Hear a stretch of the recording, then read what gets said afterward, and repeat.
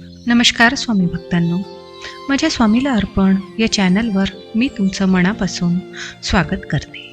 स्वामी तुमच्या सर्व चांगल्या इच्छा पूर्ण करू देत आणि नेहमी तुम्हाला आनंदात, सुखात आणि हसत खेळत ठेवू देत. हीच स्वामीचरणी प्रार्थना. श्री स्वामी समर्थ महाराजांना त्रिवार वंदन करून आजच्या व्हिडिओला सुरुवात करूया. तर मित्रांनो, अनेक जण मार्गशीर्ष गुरुवाराचे व्रत करतात. ह्या व्रताचा हेतू हाच की आपल्या आर्थिक समस्या दूर व्हाव्या, माता लक्ष्मीची कृपा आपल्या कुटुंबावर व्हावी आणि आपल्या घरामध्ये सुख समृद्धी नांदावी. पण हे व्रत करत असताना कळत न कळत काही चुका व्रतकर्त्याकडून होतात आणि त्यामुळे व्रताचं हवं तसं फळ मिळत नाही. आणि मग आपण म्हणतो, मी इतक्या दिवसापासून व्रत करते आहे किंवा करतो आहे, पण म्हणावं तसं फळ काही मिळालं नाही. या चुका तुमच्याकडून तर होत नाही ना? चला जाणून घेऊया, पण त्याआधी चॅनलला सबस्क्राईब नक्की करा. मित्रांनो, मार्गशीर्ष महिन्यातल्या पहिल्या गुरुवारी या व्रताची सुरुवात होते आणि शेवटच्या गुरुवारी या व्रताचे उद्यापन केलं जातं. काही कारणामुळे जर तुम्हाला मार्गशीर्ष महिन्यात हे व्रत करायला जमलं नाही, तर तुम्ही कोणताही महिन्यातील पहिल्या गुरुवारी हे व्रत करू शकता आणि त्याच महिन्याच्या शेवटच्या गुरुवारी या व्रताची सांगता करू शकता. या व्रताचे अनेक नियम आहेत, पूजाविधी आहे, त्याची कहाणी आणि आरती हे सगळं तुम्हाला मार्गशीर्ष गुरुवाराच्या महालक्ष्मीच्या व्रताच्या पुस्तकामध्ये हे सगळं मिळेल. पण हे व्रत करत असताना कळत न कळत होणाऱ्या चुका, त्या चुकांबद्दल मात्र कुठेही बोललं जात नाही. त्या चुकांपैकी पहिली चूक म्हणजे, जर तुम्ही मार्गशीर्ष गुरुवाराचे व्रत करत असाल तर पहिला नियम आहे की ब्रह्मचर्याचं पालन करावे. कुठल्याही व्रत आपण करतो ते व्रत आपल्या संकल्पसिद्धीसाठी करतो, म्हणजेच कुठली तरी मनोकामना पूर्ण होण्यासाठी करतो. मार्गशीर्ष गुरुवाराचे व्रत हे आर्थिक समस्या दूर व्हाव्या, महालक्ष्मीची कृपा व्हावी आणि घरामध्ये सुख समृद्धी, पैसा, वैभव यावं यासाठी केलं जातं. आणि व्रताचा पहिला नियम असतो की व्रत चालू असेपर्यंत ब्रह्मचर्याचं पालन करावे. अशा सगळ्या प्रकारे ब्रह्मचर्याचे पालन करावे. मनात सुद्धा वाईट विचार आणू नये, तरच आपल्याला व्रताचं योग्य ते फळ लागते. त्यानंतरची चूक जी होते ती म्हणजे, मार्गशीर्ष गुरुवाराचं व्रत करणाऱ्या व्यक्तीने संपूर्ण महिनाभर, म्हणजेच जोपर्यंत व्रत चालू आहे तोपर्यंत मांस आणि मदिरा याचं सेवन चुकूनही करू नये. कुठल्याही प्रकारचं तामसिक भोजन घेऊ नये. सात्विक आहार घ्यावा. फक्त व्रताच्या दिवशीच नाही, तर जोपर्यंत व्रत चालू आहे तोपर्यंत सात्विक आहार घ्यावा. कांदा, लसूण असलेलं भोजन करू नये.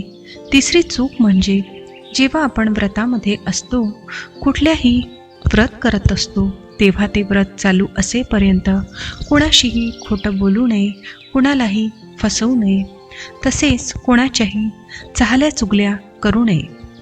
या सवयी सगळ्याच लोकांना असतात, पण आपला संबंध नाही अशा ठिकाणी अशा व्यक्तीबद्दल बोलण्यामध्ये आपला वेळ वाया घालवू नये.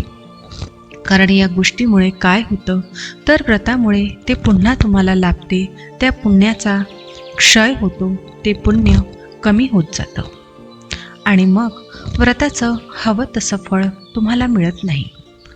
हा नियम पाळणं जरा अवघड आहे, कारण सगळ्यांनाच इतरांबद्दल बोलण्याची सवय असेल. दुसऱ्यांना नाव ठेवण्याची सवय तर हमखास असते.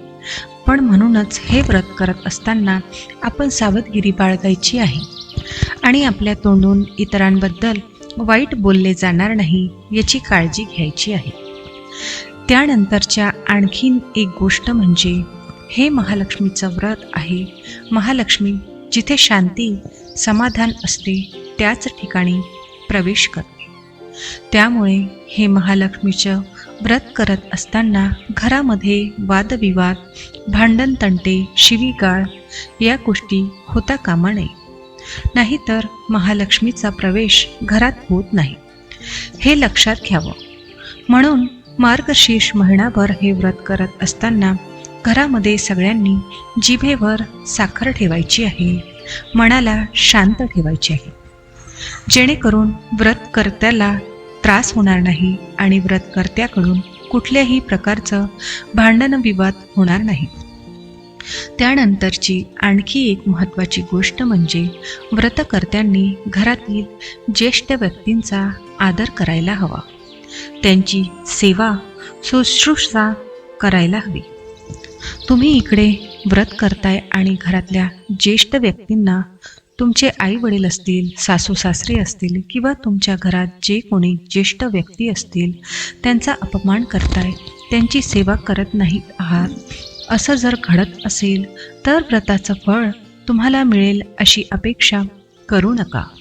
कारण कुठल्याही व्रताचा पहिला नियम असतो आपल्या घरातल्या ज्येष्ठ व्यक्तींना नमस्कार करूनच व्रताला सुरुवात करायची असते. आणि म्हणून आपल्या घरामध्ये ज्येष्ठांचा अपमान होत नाही ना याची काळजी घ्यायला हवी. तसं पाहायला गेलं तर या गोष्टी अगदी साध्या आहेत, सहजही कोणाला जमू शकतात. पण सावधगिरी या गोष्टी पाळताना मात्र बाळगावी.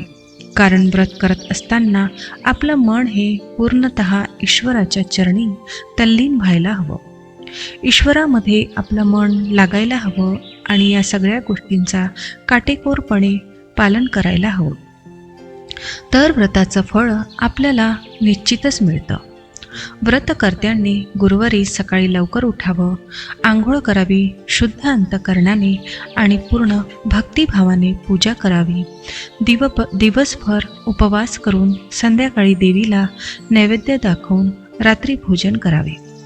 कधी कधी अचानक एखादी अडचण आली तर अशा वेळी फक्त उपवास करावा आणि कोणाकडूनही पूजा करून घ्यावी. एकादशी, शिवरात्र या इतर उपवासाच्या दिवशी जर गुरुवार आला तर फक्त पूजा आणि आरती करावी, कहाणी वाचावी किंवा ऐकावी. व्रताची पूजा आणि कहाणी ऐकण्यात शेजाऱ्यांनाही निमंत्रण द्यावे. संध्याकाळी गायची पूजा करावी आणि तिलाही नैवेद्य दाखवावा. ज्या दिवशी तुम्हाला या गुरुवाराच्या पूजेचे उद्यापन करायचे असेल त्या दिवशी पूजा, आरती, कहाणी हे सगळं करावं. 7 सुवासिनींना किंवा 7 कुमारिकांना हळदी कुंकू द्यावं. एक फळ, व्रताच्या कथेची एक प्रत द्यावी. शक्य झालं तर ब्राह्मणाला शिरा, वस्त्र, दक्षिणा देऊन नमस्कार करावा. त्यानंतर आपण भोजन करावं. गुरुवारी संध्याकाळी पूजा, आरती करावी आणि त्यानंतर सगळ्यांना प्रसाद द्यावा. कोणत्याही महिन्याच्या पहिल्या गुरुवारी या लक्ष्मी व्रताला सुरुवात करता येते. हे व्रत वर्षभर पाळणारी सुद्धा लोक आहेत. मार्गशीर्ष गुरुवाराचं हे व्रत कोणीही करू शकतो. अगदी स्त्री आणि पुरुष दोघेही, महिला विवाहित असो अविवाहित असो, त्यासुद्धा ही व्रत करू शकतात. खास करून जर तुम्हाला आर्थिक समस्या असतील किंवा तुमची आर्थिक प्रगती होत नाही असं तुम्हाला वाटत असेल किंवा आर्थिक स्थिरता येत नाही असं वाटत असेल तर मार्गशीर्ष गुरुवाराचं हे व्रत केलं पाहिजे.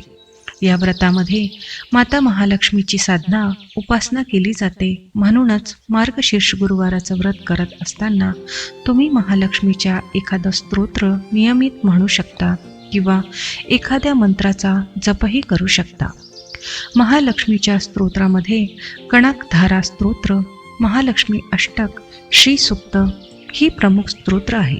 यापैकी एखादं स्तोत्र ऐकावं किंवा म्हणावं. त्यामुळे आपलं चित्त शुद्ध होतं, माता लक्ष्मीची कृपा आपल्यावर होते आणि महालक्ष्मीची कृपा झाली तर दारिद्र्य दूर होतं.